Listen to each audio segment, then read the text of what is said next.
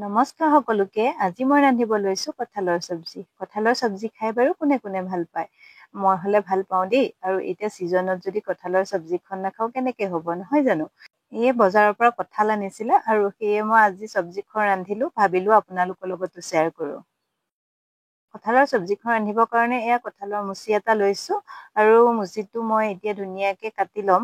এয়া চাওক, মই কঁঠালৰ মুচিটো কাটি ললো, কাটি ধুনীয়াকে ধুই ললো। আপোনালোকৰ আঠা নলগাকে কঁঠালৰ মুচি কেনেকে কাটিব পাৰি মোৰ অন্য এটা ভিডিঅ' আছে, সেইটো মই ডেছক্ৰিপশ্যনত দি দিম, আপোনালোকে তাত গৈ চাই ল'ব পাৰিব। এতিয়া মই এটা কুকাৰ লৈ ললো, কুকাৰত মই কঁঠালখিনি দি দিলো, লগতে জোখমতে অকণমান পানী আৰু সোৱাদ অনুসৰি অকণমান নিমখ আৰু হালধি দি দিছো। এনেদৰে যদি নিমখ আৰু হালধি দি দিয়া যায়, ইয়াৰ ধুনীয়া কালাৰ এটা আহে আৰু নিমখটো ভিতৰলৈকে সোমাই যায়। আৰু এতিয়া এইখিনি এটা চিটি দি বইল কৰি ল'ম। আনফালে মই গ্ৰেভিৰ কাৰণে মছলাটো ৰেডি কৰিম। গেছত পেন এখন পাতি তেল দি দিছো, তেল গৰম হোৱা তাত গোটা গৰম মছলা দিছো আৰু এতিয়া গ্ৰেভিৰ কাৰণে ইয়াত দিছো দুটা পিঁয়াজ, এটা ডাঙৰ চাইজৰ বিলাহী, কেইফুটামান নহৰু আৰু এডোখৰ আদা দি এইখিনি কিছু সময় ভাজি ল'ম, যাতে পিঁয়াজখিনি আৰু বিলাহীখিনি ধুনীয়াকে সিজি যায়।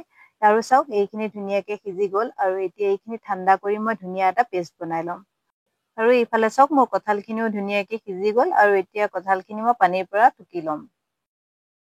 আনফালে মই গেছত কেৰাহী এখন পাতি দিছো আৰু তাত তেল গৰম হোৱাত প্ৰথমতে এতিয়া মই কঁঠালখিনি ভাজি ল'ম। এনেদৰে যদি কঁঠালৰ পিচখিনি কিছু সময় ভাজি লোৱা যায়, ইয়াৰ টেষ্টটো খুবেই ধুনীয়া আহে আৰু খাবলৈও বহুত সোৱাদ হয়। এতিয়া মোৰ কঁঠালৰ পিচখিনি ভাজা হৈ গ'ল, এতিয়া এইখিনি মই কাঢ়ি ল'ম।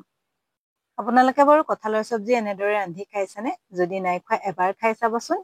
আৰু এয়া চাওক, মোৰ এইখিনি ধুনীয়াকে কাঢ়ি ললো আৰু সেই ৰৈ যোৱা তেলতে দিছো আধা চামুচ গোটা জিৰা। জিৰাখিনি ফুটি অহাত এতিয়া ইয়াত মই দি দিলো পেষ্ট কৰি ৰখা বিলাহী, পিঁয়াজ, আদা, নহৰু পেষ্টখিনি। পেষ্টখিনি দিয়াৰ পিছত কিছু সময় মই ভাজি ললো। এতিয়া ইয়াত মই দিছো অকণমান হালধি গুড়ি, আধা চামুচ জিৰা গুড়ি, 1 চামুচ ধনিয়া গুড়ি আৰু 1 চামুচ জলকীয়া গুড়ি। এতিয়া গোটেইখিনি ভালদৰে এবাৰ মিক্স কৰি লৈছো। এতিয়া ইয়াত মই দি দিছো সোৱাদ অনুসৰি নিমখ। নিমখখিনি দিয়াৰ পিছত ভালদৰে এবাৰ মিক্স কৰি ললো আৰু এইখিনি এতিয়া মই অকণমান সময় ঢাকন দি তেল ওলোৱালৈকে ভাজি ল'ম। আৰু এয়া চাওক, মছলাখিনি ধুনীয়াকে ভাজ খাই গৈছে। এতিয়া মই ইয়াত দি দিম ফ্ৰাই কৰি ৰখা কঁঠালখিনি।